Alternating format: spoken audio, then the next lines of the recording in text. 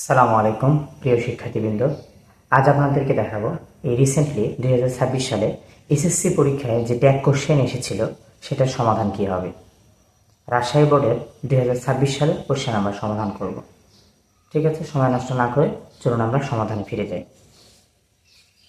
দেখুন, প্রথম প্রশ্ন বলা আছে, the beauty of A moonlit night is wonderful. Tag কোশ্চেনে তিনটে জিনিস ফলো করতে হয়। প্রথম কথা হচ্ছে যে সাহায্যকারী ভাব আছে কিনা। তো আমাদের পুরো লাইনটা পড়ার পর আমাদেরকে সাহায্যকারী ভাবটা খুঁজে বের করতে হবে। সাহায্যের ভাব থাকলে আমাদের ওইটা নিয়ে যেতে হবে। তো আমরা দেখব যে এখানে সাহায্যকারী ভাবটা কোনটা, কারণ সাহায্যকারী ভাব না থাকলে সাবজেক্ট খুঁজে পাওয়া যাবে না, সেটা মুশকিল হয়ে যাবে। তো আমরা দেখলাম এই যে ইজটা হচ্ছে সাহায্যকারী ভাব, তাহলে ইজের আগে যা আছে এই পুরোটাকে বলা হবে হচ্ছে সাবজেক্ট। আশা করি ক্লিয়ার। তাহলে আমাদের প্রথম কাজ সাহায্যকারী ভাব খুঁজে বের করা। তা সাহায্যকারী ভাব থাকলে ওটা আমরা নিয়ে যাব ইজ। এখন দেখতে হবে দ্বিতীয় কাজ হচ্ছে এর ভিতরে কোনো নট আছে কিনা, বা এমন কোনো শব্দ আছে যেটা দ্বারা নট বোঝাচ্ছে। এর ভিতরে এমন কোনো শব্দ নেই যেটা দ্বারা নট বোঝাচ্ছে, অথবা নট লেখাও নেই। তাহলে আমরা ইজের সাথে কি করে দেবো, নট করে দেবো। তাহলে ইজেন্ট। এবার আমরা দেখব সাবজেক্টের প্রোনাউনটা লিখতে হবে। যদি প্রোনাউন হিসেবে থাকতো তাহলে আমরা ওটাই নিয়ে যেতাম। যেহেতু প্রোনাউন নেই তাহলে আমরা এই সাবজেক্টের প্রোনাউন লিখব। তো যদি সাবজেক্টে কখনো অফ থাকে, তাহলে আমাদেরকে অবশ্যই লক্ষ্য রাখতে হবে যে অফের আগে কি বোঝাচ্ছে, সিঙ্গুলার নাকি প্লুরাল। এটা একটা উপায়। আরেকটা উপায় রয়েছে, যেহেতু দেখেন এখানে ইজ লিখেছে, ইজ মানে হচ্ছে সিঙ্গুলার, তাহলে অবশ্যই সাবজেক্টটা সিঙ্গুলার ছিল বলেই ইজ লেখা হয়েছে। তো এখন দেখতে হবে এটা ব্যক্তিকে বোঝাচ্ছে নাকি বস্তুকে বোঝাচ্ছে। তো অফের আগে লেখা আছে দ্য বিউটি, এটা একটা সৌন্দর্য। সৌন্দর্য কি, বস্তু একটা জিনিস, তাহলে আমাদেরকে ইট লিখতে হবে। তাহলে সমাধানটা হলো ইজেন্টেড। আশা করি বুঝতে পেরেছেন। এবার আমরা দ্বিতীয় রয়েছে আসি। এখানে বলেছে ইট চার্মস আস অল। প্রথম কাজ কি, সাহায্যকারী ভার্ব খুঁজে বের করা। এর ভিতরে কোনো সাহায্যকারী ভার্ব নেই, কিন্তু মেইন ভার্ব আছে। আর মেইন ভার্ব কোনটা, আমরা যেহেতু জানি ইটটা একটা প্রোনাউন সাবজেক্ট, তাহলে এরপরে যেটা আছে এটা কি, ভার্ব হবে। ঠিক আছে। তো আরেকটা উপায় আছে যে প্রোনাউনের পরে যে শব্দটা আছে এটার সাথে এস বাই এস যুক্ত আছে। এস যুক্ত থাকলে সেটা ভার্ব হয়ে থাকবে। তাহলে যেহেতু এখানে এস বাই এস যুক্ত আছে, তাহলে আমরা জানি সাহায্যের ভার্ব হিসেবে ডাজ নিতে হবে। ঠিক আছে। এখন দেখতে হবে নট আছে কিনা। এর ভেতরে কোনো শব্দই নট লেখা নেই, তার আমাদের কি করতে হবে, ইজেন্ট। তারপর আমাদের প্রোনাউনটা লিখতে হবে। তো দেখলাম এখানে প্রোনাউন অলরেডি লেখা আছে, তাহলে ওই প্রোনাউনটাই আমরা লিখব। তাহলে ডাজেন্ট ইট। আশা করি বুঝতে পেরেছেন। এবার সিতে আসি আমরা। সিতে বলা হয়েছে how beautiful the moonlit night is. দেখুন হাউ দিয়ে শুরু হয়েছে এবং লাস্টে কোনো প্রশ্নবোধক চিহ্ন নেই। আবার আরেকটা জিনিস লক্ষ্য করে দেখলাম যে এখানে সাহায্যকারী ভাবটা লাস্টে আছে, তার মানে বুঝতে হবে একটা এক্সক্লেমেটরি সেন্টেন্স। তো যাই হোক, আমাদের প্রথম কাজ হচ্ছে সাহায্যকারী ভাব খুঁজে বের করা। তো যেহেতু সাহায্যকারী ভাব আমরা পেয়েছি, তাহলে ওটাই আমরা লিখব ইজ। এখন দেখতে হবে নট আছে কিনা।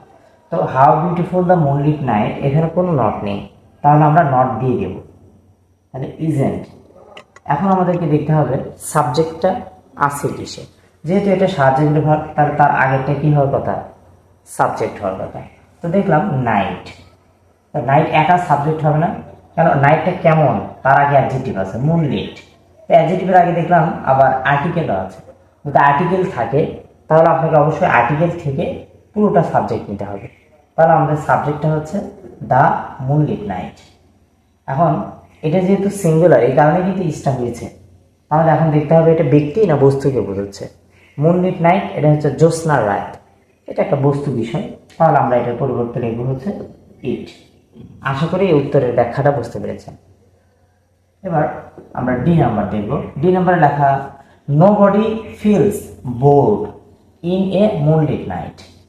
দেখুন আমাদের প্রথম কাজ সাহায্যকারী ভাব খুঁজে বের করা।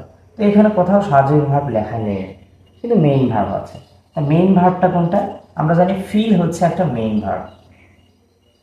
ঠিক আছে। তাহলে মেইন ভার্বের অনুযায়ী আমাদেরকে সাহায্যকারী ভাব নিতে হবে। তাহলে যেহেতু এখানে এস বাই এস যুক্ত আছে, তাহলে আমাদের সচরাচর হওয়ার কথা হচ্ছে ডাজ। ওকে, ডাজ লিখলাম। এখন দেখতে হবে নো নট আছে কিনা।